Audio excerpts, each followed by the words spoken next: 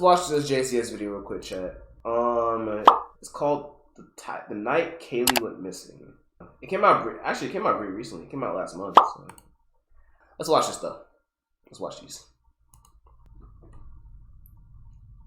On the Saturday evening of July 23, 2016, 23-year-old dental student Kaylee Sawyer attended a bachelorette party in the small city of Bend, Central Oregon. She was seen dancing at the Mavericks bar with her two friends at roughly 10:45 p.m. and was reportedly highly intoxicated at the time. An hour and a half later, at 12:04 a.m., she called her long-term boyfriend Cameron to come pick her up. He said he would, and arrived just 6 minutes later. During the short drive back to their shared apartment, they got into an argument after Kaylee admitted to talking with another guy at the bar. Cameron got annoyed and accused her of flirting with someone else, at which point Kaylee got extremely aggravated and asserted he had done something similar the week before, and that she hadn't attacked him for it. When they arrived at their Alpine Meadows apartment complex, Kaylee was in tears. Her boyfriend told her to take a minute to cool off, and went up to their second-story apartment at exactly 12:14 a.m. Kaylee was left in the car with the keys, but by 12:24, she still hadn't come up. Cameron went back down thinking she had passed out, but when he got to his car, it was empty, with the passenger side door left open and the keys left on the driver's seat. Cameron tried calling, but her phone rang out, so he sent her a text asking where she was and got a reply within 3 minutes. She told him she was sorry she wasn't good enough for him, and then said goodbye. Assuming she was walking to her friend's house roughly 4 miles away, he got back in his car and drove up and down College Way trying to find her, only because he wanted to drive her to her friends so she wouldn't have to walk in the middle of the night. He couldn't find her, and wasn't aware of her friend's exact address, so he assumed she had arrived at her destination. Cameron then went to sleep, thinking that the best time to talk would be when Kaylee was sober in the morning, but when he tried calling her again at 9 a.m., it went straight to voicemail. Kaylee's phone remained off throughout the day, and her presence on social media abruptly ceased. Her friends and family grew increasingly concerned, and a missing persons report was filed at exactly 7:31 p.m. to the Redmond Police Department. As Kaylee's boyfriend, and being the person she lived with, Cameron was the first to be questioned. He was the last person to see her, and admitted they had gotten into a heated argument on the night she went missing. In most circumstances, this would make someone the prime suspect and the central focus of an investigation, yet the Redmond police would later testify that they were confident he was innocent. He was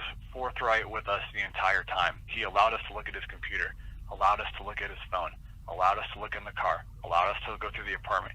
He was so cooperative from the get-go. We've had suspects, boyfriends, husbands, spouses, that have done these similar things that also act obviously cooperative to try to steer us off them. So we weren't ignoring him, but it's hard to put into words.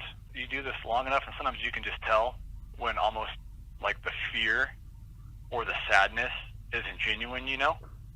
And here you could see, like, he truly had no idea where she was. Investigators then switched their focus. They wanted to find the identity of the man Kaylee was talking to in the bar the night before. So the next step was to check surveillance and interview each of Kaylee's friends that were out with her that night. However, none of this was carried out, as the very next morning the first lead would emerge. Police officer Isabel Ponce Lara arrived at the Redmond Police Department, stating she had information about the missing girl, and that it involved her own husband. He's like, I killed a woman, that's what he said. I'm like, what do you mean? Then he's like, I hit her with the car. And what did you say to that? What? So I'm like, what do you mean? What do you mean you hit her? And he's like, yeah, I hit her and I panicked. So then I asked him, like, that's what I was trying for him to explain to me. So you hit her with the car, that's an accident. Yeah. Why?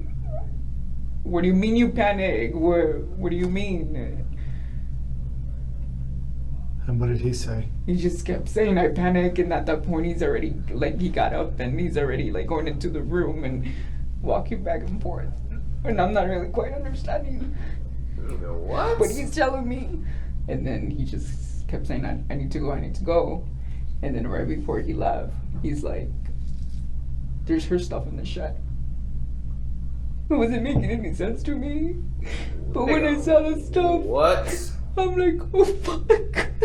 Her husband was 31-year-old Edwin Lara, a campus security guard at Central Oregon Community College. He drove a work-issued public safety vehicle, which, much like a police car, had a partition divider that separated the front and back seats, and the back doors were unable to be opened from the inside. It was just 30 hours after the missing persons investigation was launched, and police now had their prime suspect. All they knew was that he told his wife he had accidentally killed the victim, stole her firearm before fleeing, and was now unreachable, with his whereabouts unknown. The Redmond police then checked the shed that was mentioned in his wife's statement and made a gruesome discovery. Inside a trash bag was Kaylee's purse, clumps of blonde hair, and a large rock that was covered in blood. The evidence disputed the fact that Kaylee had been hit with a car. Police came to the assumption that the rock was most likely a murder weapon, and the clumps of blonde hair had been ripped out of Kaylee's head as she was subdued, and most likely raped. The Redmond police then switched Kaylee's case from a missing person to a homicide, and her family were made aware that in all likelihood, their daughter was no longer alive. That same evening, at exactly 8:45 p.m., 19-year-old Andrea May walked out to her car after working a double shift at a clothing store in Salem, 2 hours north of where Kaylee went missing. She took a quick selfie on Snapchat and was scrolling through her Facebook newsfeed when all of a sudden a stranger, armed with a gun and wearing a bulletproof vest, opened the passenger side door and got in. He pointed the weapon at her and told her to start driving. Out of fear of her life, she obeyed. He then told her to drive to California, which was a 10-hour journey, but made her pull over after just 1 hour so they could switch seats and he took over the driving.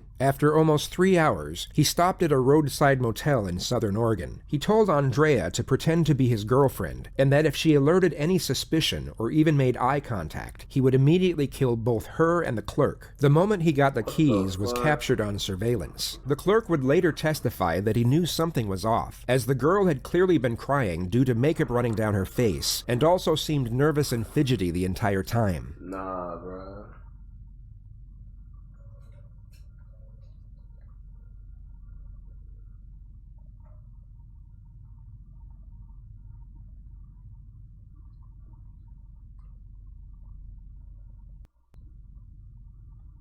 Bro, that's wild as fuck. What the fuck?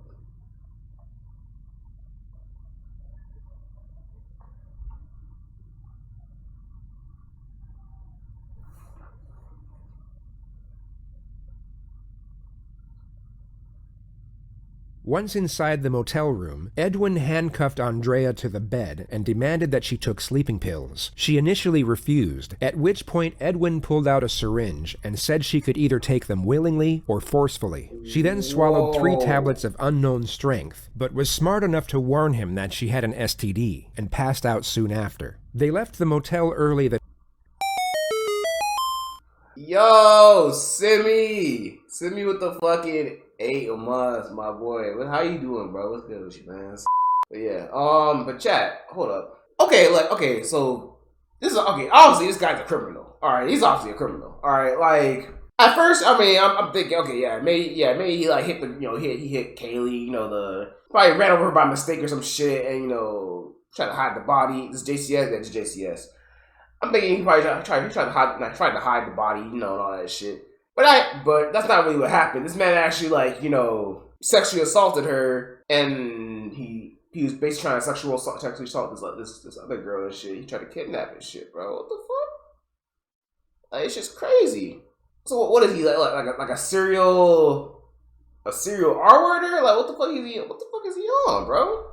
I can't believe these people out there. There's actually niggas out here who do that crazy shit, man. It's disgusting. The next morning before daylight, and continued on to Northern California. By the time they got to Wairika, Edwin noticed the car was leaking oil, so he pulled over at another motel for the purpose of stealing a new vehicle. Andrea pleaded with him to leave her behind, but Edwin told her she had to come with him, and that if she ran, he wouldn't hesitate to shoot her in the back. They walked up to a middle-aged man unloading his car. Edwin pulled out the gun and demanded the keys, but the man refused and yelled out for help instead, at which point he was shot in the stomach. Edwin then grabbed Andrea's arm He and died ran up. from the motel toward the gas station next door. They Damn, got to a bro. car carrying a family of 3 people, including an elderly woman. Edwin forced Andrea to get in the back seat as he got in the passenger seat, then held the driver at gunpoint as he made him drive away from the scene. He let the family out 15 minutes later, but forced Andrea into the front seat, despite her continuous pleas to let her go. Moments later, he recorded a video on her phone, detailing who he was and what he had done. He then made her post it to her Facebook page and title it Murderer on the Loose. Edwin then called his wife and his family, all of whom told him to turn himself in. He then called 911 at exactly 6:52 a.m.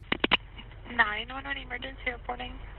Yes, hi. This is Edwin Lara, and I'm the guy on Interstate 5.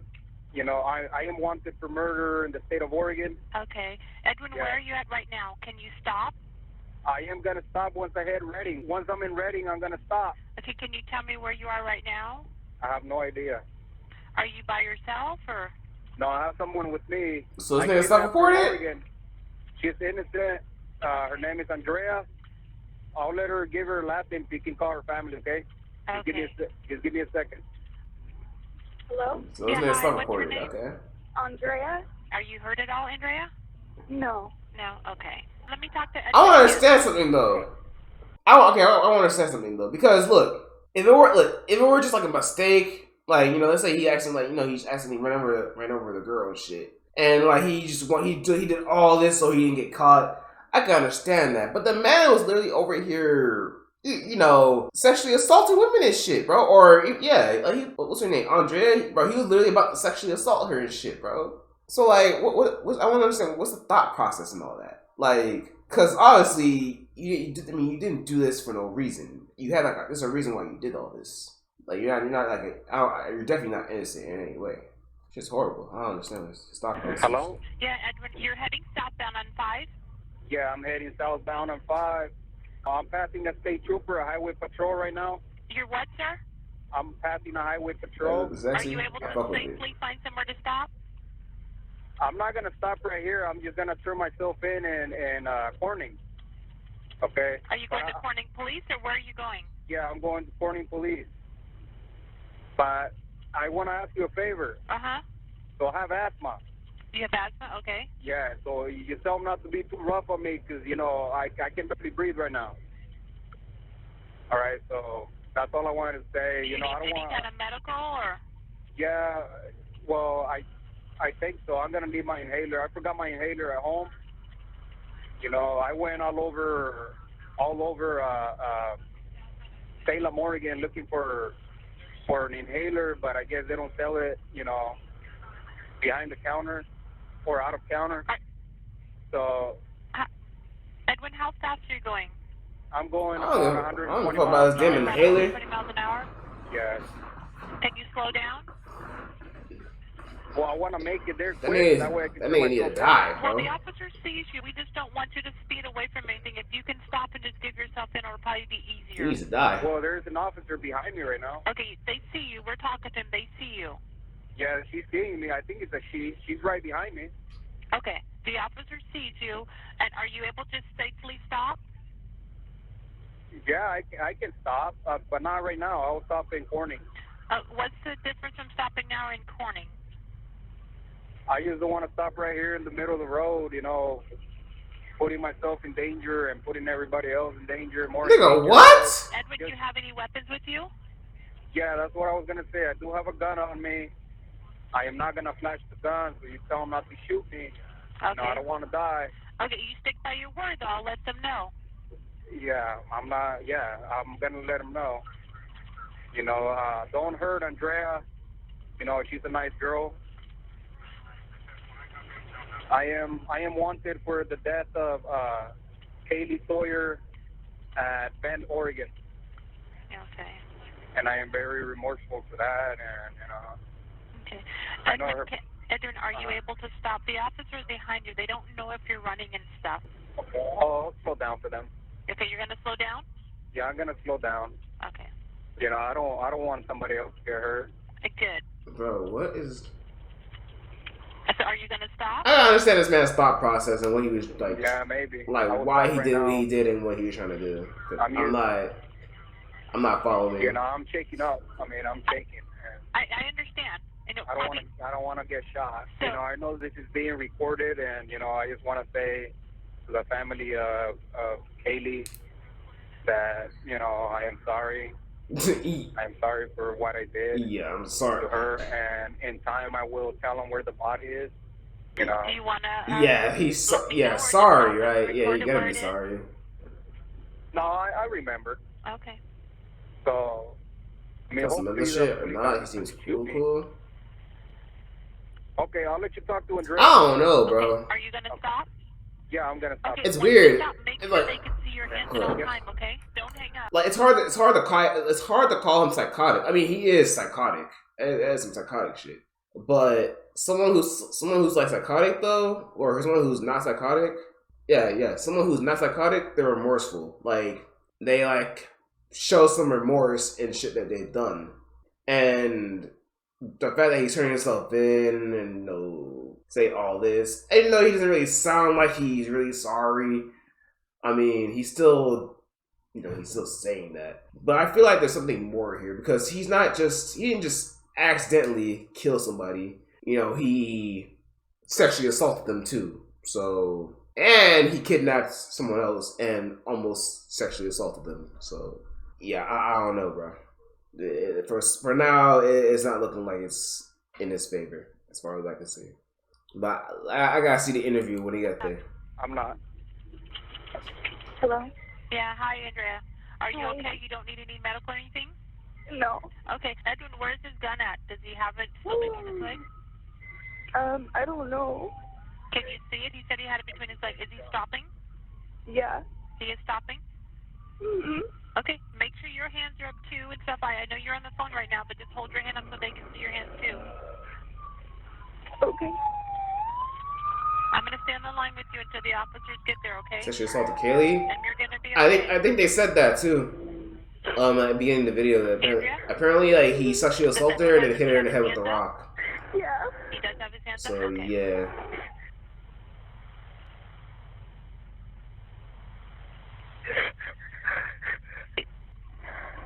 He's already walking towards them.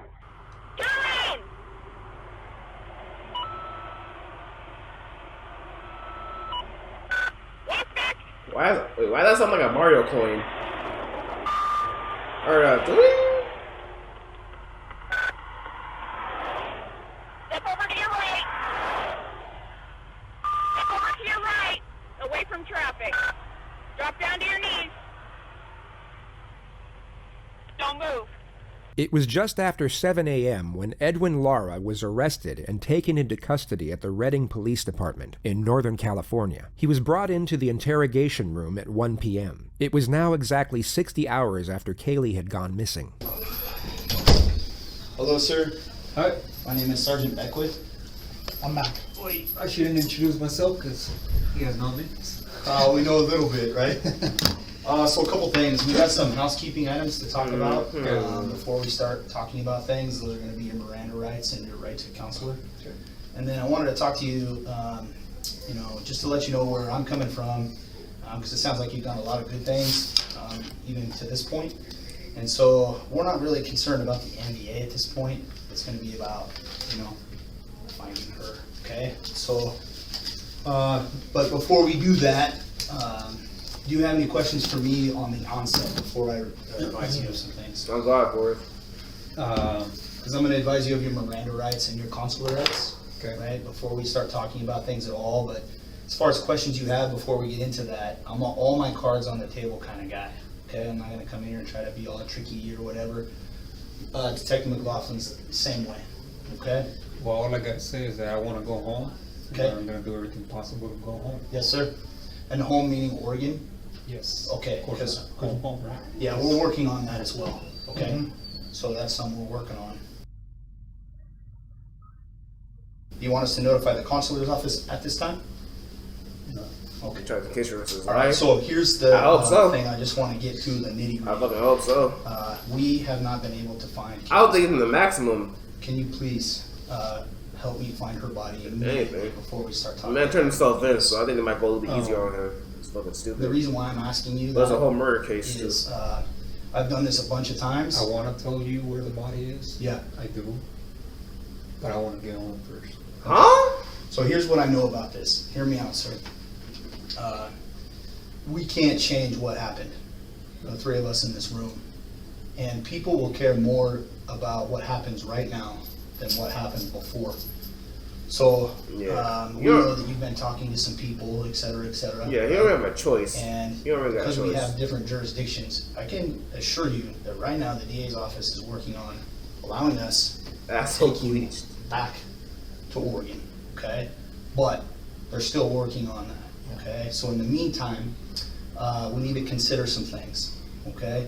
If this information gets to other people that you were like, hell yeah, I'm gonna tell you, but only until I get what I want, they might try to think of this about something different than what it is. The suspect has stated his desire to be transferred back to Oregon, where his family is, and will only start talking once this is guaranteed. The detective's response is to induce fear. He starts attacking the suspect's character and alludes to the perceptions of others with regard to his character. This type of approach is typically used at the later stages of an interrogation, as building rapport is most often the main focus this early on. The most common approach at this moment would be for the officer to lie and tell the suspect they will do everything in their power to fulfill the request. However, the most common approach is not always the most effective. Right?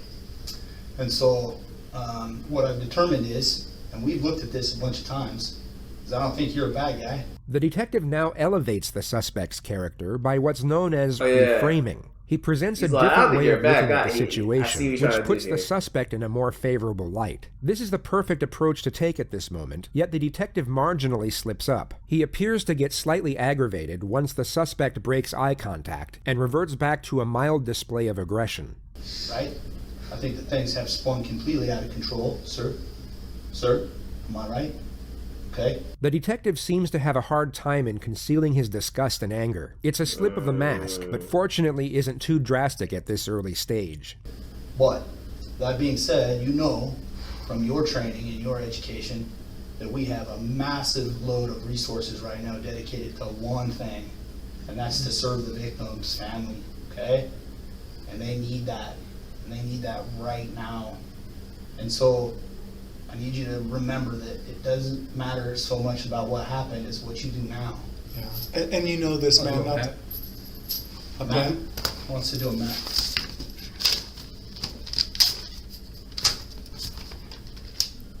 They can draw a whole map. Can I say the story what happened first? Yeah, as you're drawing, please, or whatever you'd like to do, sir. Want us to get you out of that stuff? Highway from here. It says you'll see it right away. Buried in the ditch. I don't lie, he looks like somebody I know. Actually, he looks like one of my ex-managers. Like from years ago. You're doing good. My old job. You know what? This is not easy. I mean, you might be a little bit scared. We're going to hear what you have to say. We really, really want to.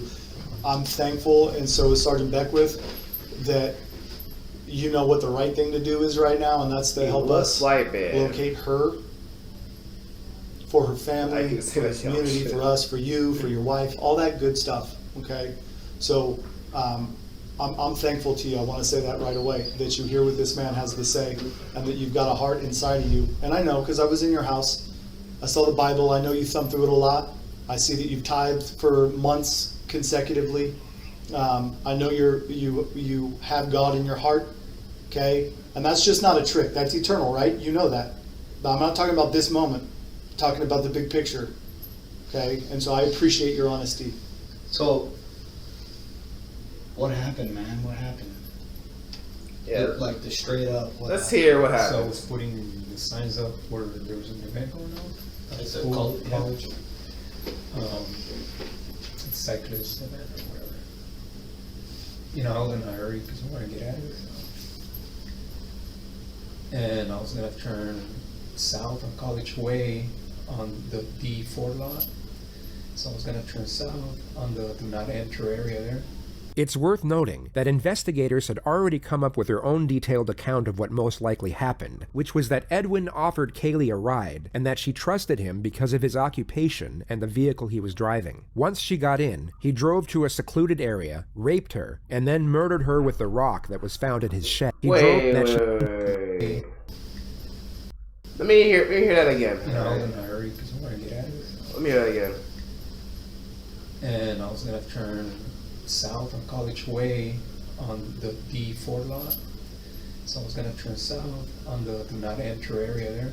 It's worth noting that investigators had already come up with their own detailed account of what most likely happened, which was that Edwin offered Kaylee a ride and that she trusted him because of his occupation and the vehicle he was driving. Once she got in, he drove to a secluded area, raped her, and then murdered her with the rock that was found in his shed. They will entertain his version of events to start with, but then push for further admission once they attain his baseline narrative. And I didn't see Nah, bro. Nah, that's actually pretty fucked. Dude, you know what kind of sicko you have to be to want to, like, sexually assault? Like, you have to be, no, you have to be a certain level of evil to do that shit, dude.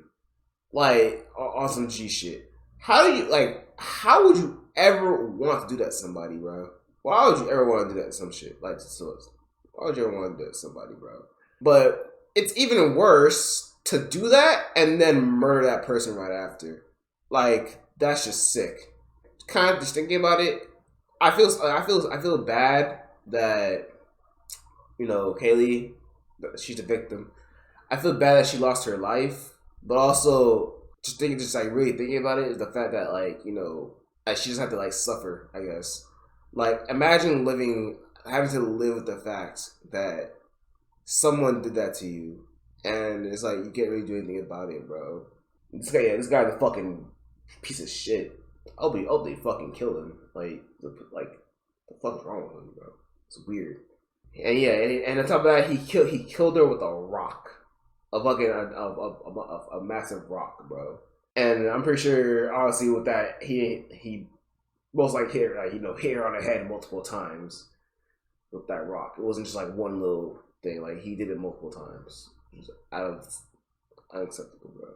On man might be right. Fuck human race for real, bro. There are a lot of humans in this world who are actually good, and there are a good amount of them that are incredibly bad, and they need, like, to be eradicated, literally eradicated, bro. So I was in a hurry, so it was my fault. And I wasn't expecting anybody, you know, at that time of night, so I just turned and I mean, I didn't hit her that hard. And it's crazy. With the patrol car, bumped through with the front rack. And it's crazy because look at here, he's making a whole fake separate story to try and cover his own ass, make it seem like it was like an accident, like it was manslaughter and shit. When literally none of that happened. And I ain't gonna lie, this guy's an actual dumbass. Like, he's actually pretty stupid.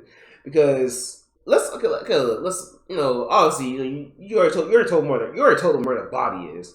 When they find the body, they're gonna, like, do an autopsy, and they're gonna find out that literally, you know, the little thing, the little blunder that you know put on her head and everything, it's not gonna align with you know, hitting her with the car. So this guy's a dumbass. All right, he's already done. You know, I don't see what's point in lying about that. And she fell down, and at first I thought, you know, first thing I was, I killed her, you know, but I didn't hit her that hard. On God, Renegade. So I got off the car, and she was really drunk, and then she looks at me, and then she started screaming. She started screaming, yeah, or you did? She did.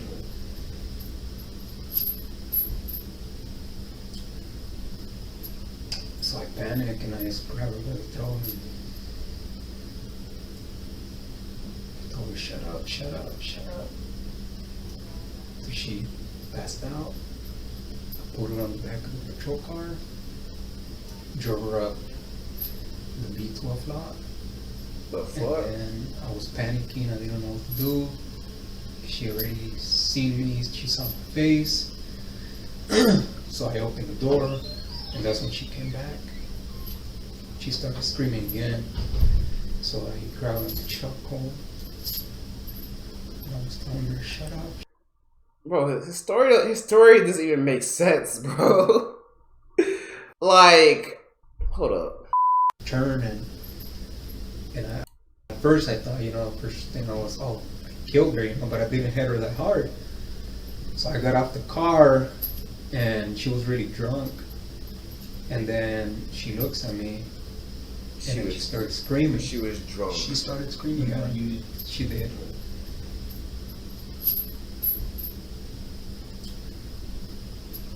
So I panicked and That makes no sense though. Why would she just be screaming? Why would she just be randomly screaming after you after you came to check on her? Like, does that make sense? Like, I'm pretty sure you hit somebody with a car, and they wouldn't be screaming like ah. No, they'd be groaning like all that type of shit. If you're gonna lie about your story, at least make it sound believable. That makes no fucking sense. I don't get why she'd be screaming randomly. And also, I mean, it doesn't make you look any better either because you're trying to silence her and kill her. So it's still murder. It's still first degree murder. Actually, no, not first degree murder. It's actually second degree murder. But the actual case is not second degree murder. This whole entire thing is first degree murder. He premeditated this. He planned to pick her up and then, do all that shit. But his case is if he were to get sentenced for this case, it would be second degree. So yeah, I don't know what he's trying to do here. Oh, shut up. Because of the pain. She passed out. Put her on the back of the patrol car. I don't know. Drove her up the B12 flat. I don't know, man. And then I was panicking. I didn't know what to do. She already seen me. She saw my face. So I opened the door, and that's when she came back. She started screaming again. So I grabbed the chokehold. And I was telling her, shut up, shut up, shut up, shut up. She was just struggling to scream. So I threw her down and I hit her with a rock on the head. The fuck? After that, I dragged her body behind a tree there and I hit her with another rock. What? And that's when I think she died because I heard her breathing, her last breath. He goes on to state that he left her body in the deserted parking lot, goes home to wash his clothes, drives back with his personal car, wraps her body in a plastic sheet, and puts her in the trunk. We're watching JCS. So what happened next? So I drove her to a ditch by close to my parents' house. Thank you, Greggy. And she was kind of heavy, So I just grabbed her and pretty much ripped everything off her, like her clothes. I threw her in the ditch. Wait. He goes home, Whoa, but wait, then wait, returns wait, soon wait, after. wait, what am I going to do? And What do you say? I drove her to a ditch by close to my parents' house. And she was kind of heavy, So I just grabbed her and pretty much ripped everything off her, like her clothes.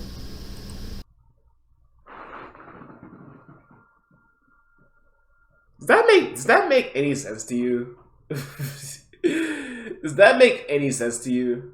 This guy's a dumbass. This guy is actually a dumbass. Does that make any sense to you? So what? So you have a dead body and you're grabbing it by the clothes. You're just grabbing her by the clothes and it just rips off, right?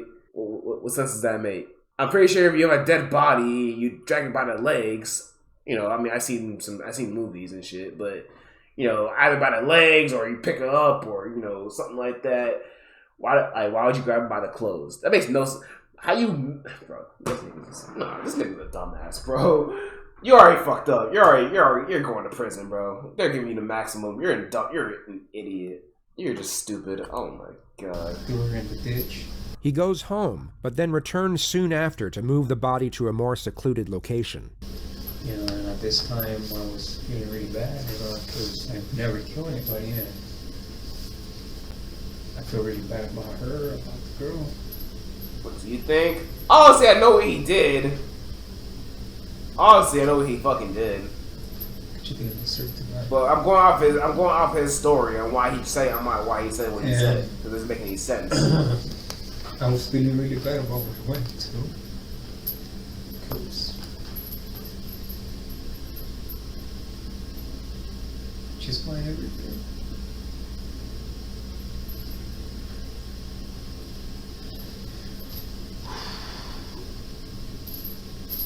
And I know that most likely I will die in prison.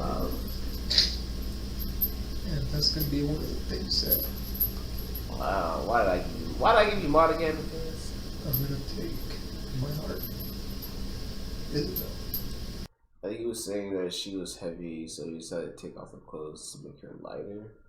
No, that doesn't make any sense either, Drippy. How does her clothes rip off? How would you? I mean, unless you like tore off the clothes, which makes no sense. You don't have to tear off her clothes like that.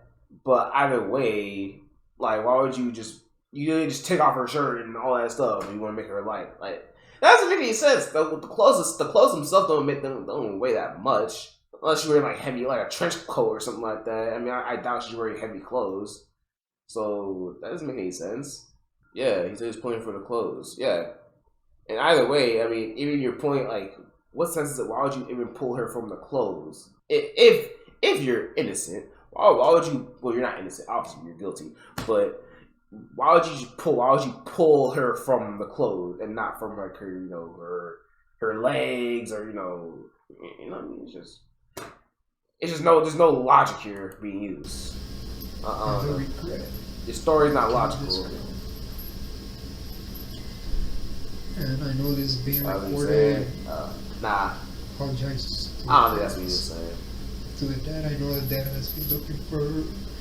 I'm Scott. I apologize. She looked like a really nice girl, and she didn't deserve what I did to her. I woke up with this thing in my heart, like heavy, you know, and I'm like, so I knew that from the moment I told my wife she's going to turn me in, because I know her.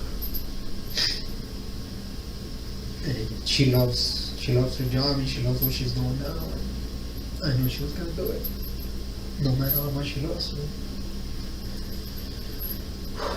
So I told her with that purpose.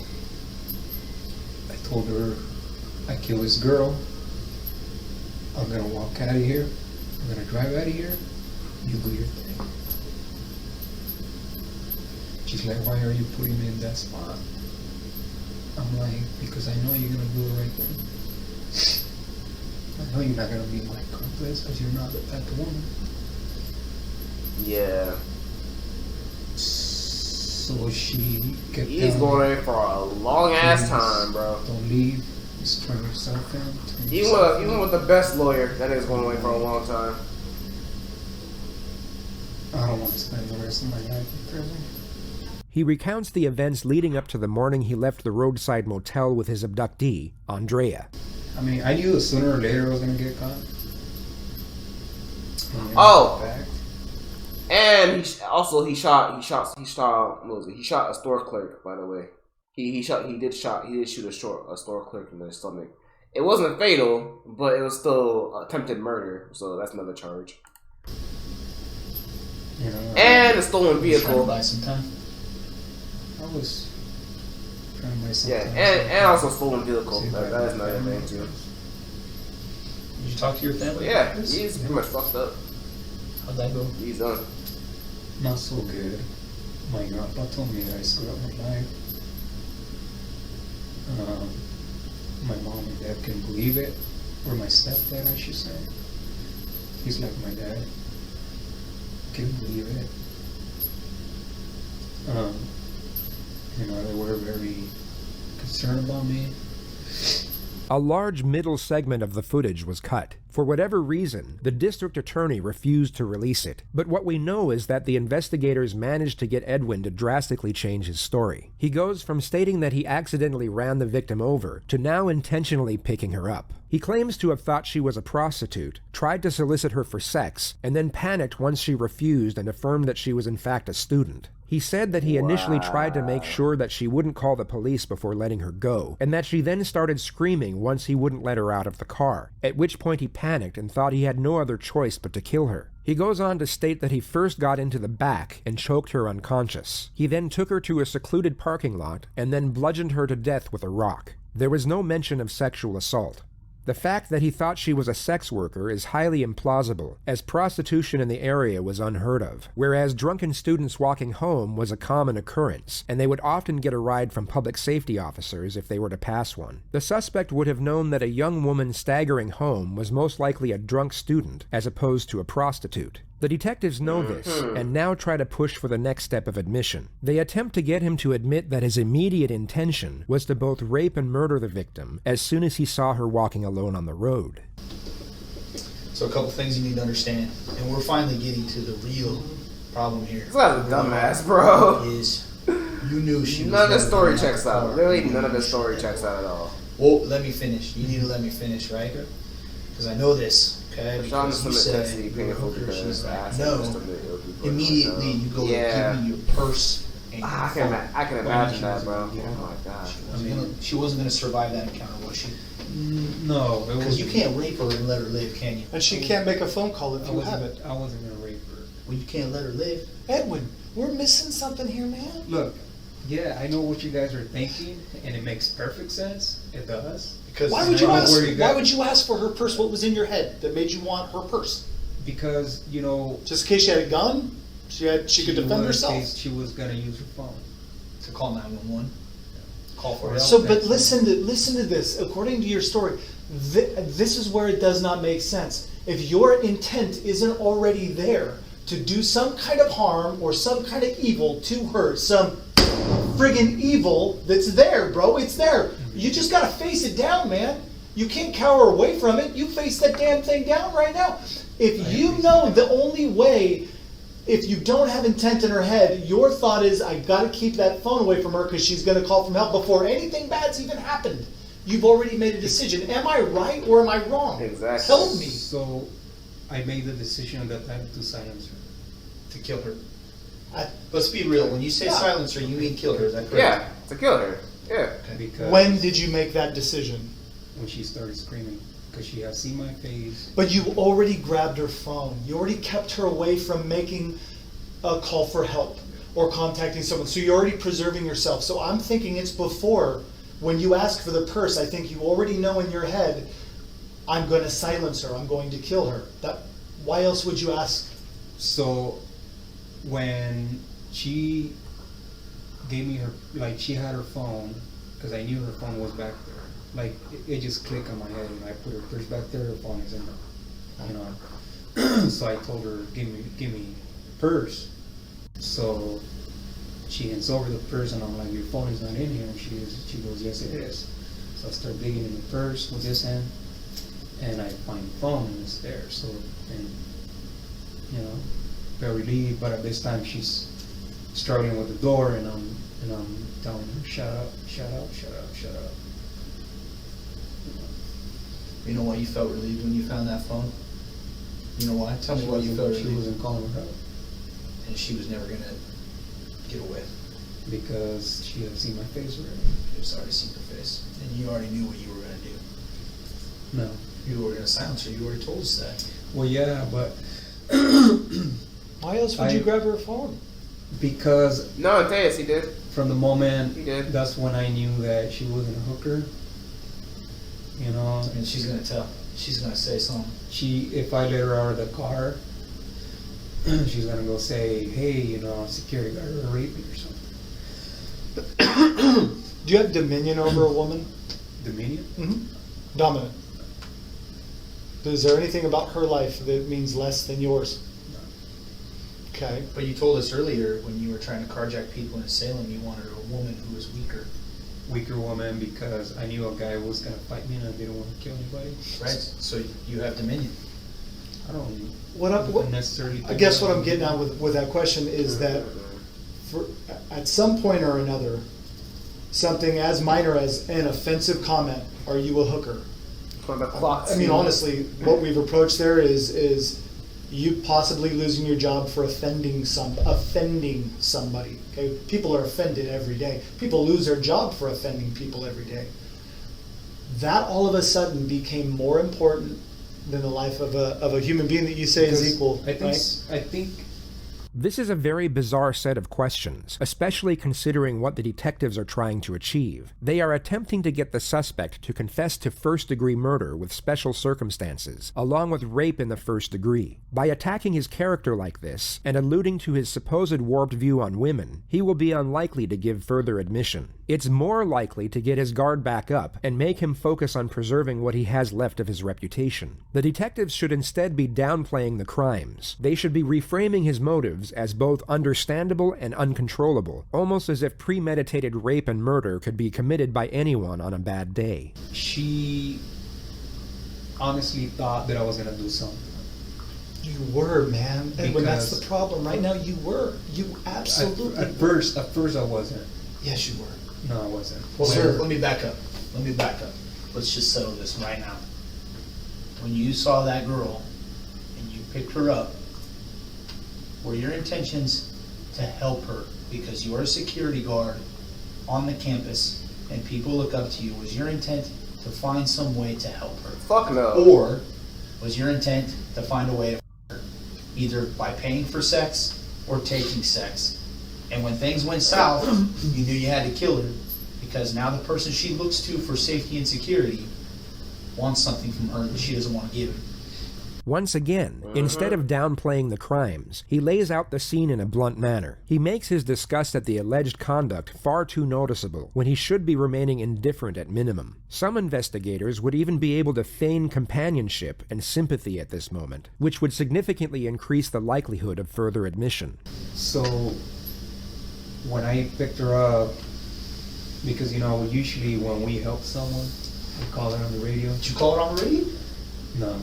Oh, okay then. Because Alright then. I thought she was a hooker. And when I realized she wasn't a hooker, I felt discovered. Oh, crap. Now she's gonna go tell the whole world that I was looking for sex. Oh, wow, how weird would that be for a dude to be looking for sex? See what I'm saying? And that's not that bad. Dudes right? look for sex. Dudes look for sex. Well, yeah, but not a security guard that is supposed to protect. What's going on, Luca? How you doing, bro? I think you just said it, man. Another random dude walking on the street.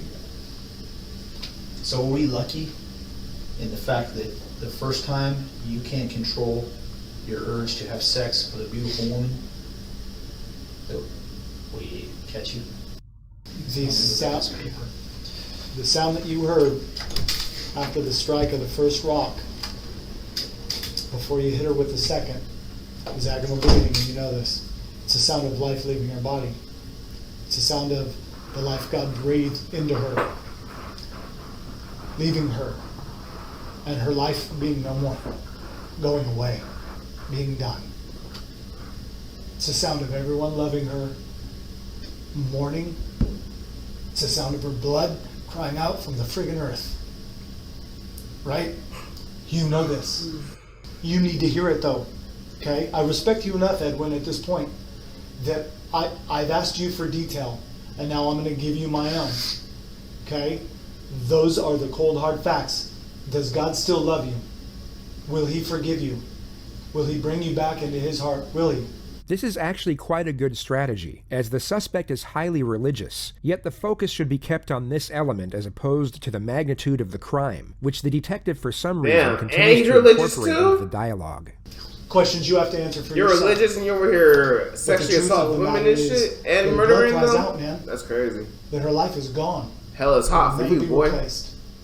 The truth of the fact is this. Hell is what hot. you mistook for a hooker was an absolute angel, was the apple of her mom and dad's eye, was the breath that they breathed, that they spent and cultivated all their life raising and growing. And she is gone forever with your semen all over her. Although the detective's approach is somewhat miscalculated, this is a highly revealing moment, as there is no denial whatsoever from the suspect about his semen being on the victim. Yeah, okay. That's the truth, man. He's kind of... he's going a little bit all over the place here. No pun intended, but yeah. This man's over here... I don't know what he's doing. I don't know, he's getting like a... Has like a porn scene out here or something. I don't know, but yeah, he's talking about semen all over her or whatever. I don't know. That wasn't in the information, but yeah, good try. Good job, man. Okay, it's brutal. It's hard to say. It's hard to sit in here, but you gotta face it before you can look your God in the eye and ask for that forgiveness and be able to receive it. The investigators get no further admission from this moment on. This enabled the suspect to eventually take a plea deal in order to avoid the death penalty in 2017. They needed a confession of either rape or attempted rape to remove any sort of leverage from his defense. His sentencing hearing commenced on January 22nd, 2018. This morning, 32-year-old Edwin Lara pleaded guilty to aggravated murder in the death of 23-year-old Kaylee Sawyer. This plea deal means he will avoid a possible death sentence. Amy Frazier is live in Bend, where she's been at that hearing. Amy? Well, Kaylee Sawyer's family and friends have packed a courtroom here today as they face her killer. There's been both tears and intense anger as they tell the judge how Kaylee's murder has impacted their lives. At about 9:30 this morning, 32-year-old Edwin Lara pleaded guilty to 1 count of aggravated murder. He went on a multi-state crime spree, kidnapping a woman in Salem and then driving to California, where he's accused of shooting a man and then carjacking a family before being caught. This morning, Kaylee's grandfather told the court he has 3 wishes. Number 1, to have our Kaylee back with us, alive and well, and pursuing her life. Number 2, I wish to have this piece of garbage, the defendant, sentenced to death for what he's done to my Kaylee. And number 3, I wish the court system and the state of Oregon would just hand him over to me and allow me to administer the death sentence. Kaylee's mom also spoke today, calling Lara a God. monster. More family and friends will speak later this afternoon. The judge is expected to sentence him later today or tomorrow. We just found out a little while ago that the judge has sentenced Edwin Lara to spend the rest of his life in prison without the possibility of release, without the possibility of parole. In July of 2016, Kaylee went for a late-night walk. Lara, who was working as a security guard at Central Oregon Community College, lured and trapped her in the back seat of his patrol car. Prosecutors say he took her purse and phone and drove her to a remote parking lot on campus. Prosecutors say he sexually assaulted her, and Kaylee fought for her life. Lara then, we're told, used a large rock to kill her and then dumped her body off the highway near Redmond. Now, just before being sentenced today, Lara addressed Kaylee's family and the court. God Almighty, who art in heaven, all Elohim Adonai. Nigga praying and shit. I'll ask you, please, heal the hearts, all those broken hearts of this community. This nigga praying. Please. All along, Kaylee's family has said they want her to be remembered for the video? joy and the love that she brought to life. Crazy. They say justice is now served, but it doesn't ease their pain. Again, Edwin Lara will spend the rest of his life in prison without, we're told, any chance of ever getting out. Reporting live in Deschutes County, Amy Frazier, KOIN 6 News. That's crazy. That's fucking crazy, bro. It's really shocking just knowing that, like, there are actually people out here who do shit like this, bro. And they, like, and it's crazy. Some people actually get away with this, chat. Some people actually get away with shit like this. I don't get how they get away with it, bro. Shit. I mean, look, the justice system, the justice system, it's fucked. We all know it's fucked. But yeah, the store owner. No, he didn't die. He didn't die, Joey. He got shot in the stomach, but it wasn't fatal or anything. But yeah, it's crazy. I mean, the man, look, even though he got life in prison, I feel like death will still be. I feel like even killing him would be like an easy way out because I mean, you kill him, he don't have to live with nothing. He don't have to live with nothing and shit. But life in prison, I mean, shit. I'm pretty sure the niggas in prison they fucking him up. I'm pretty sure they fucking him up like shit. I don't think niggas who sexually assault women in prison, I don't think they make it that far. I don't think they live that far, bro. I don't know. As far as I know.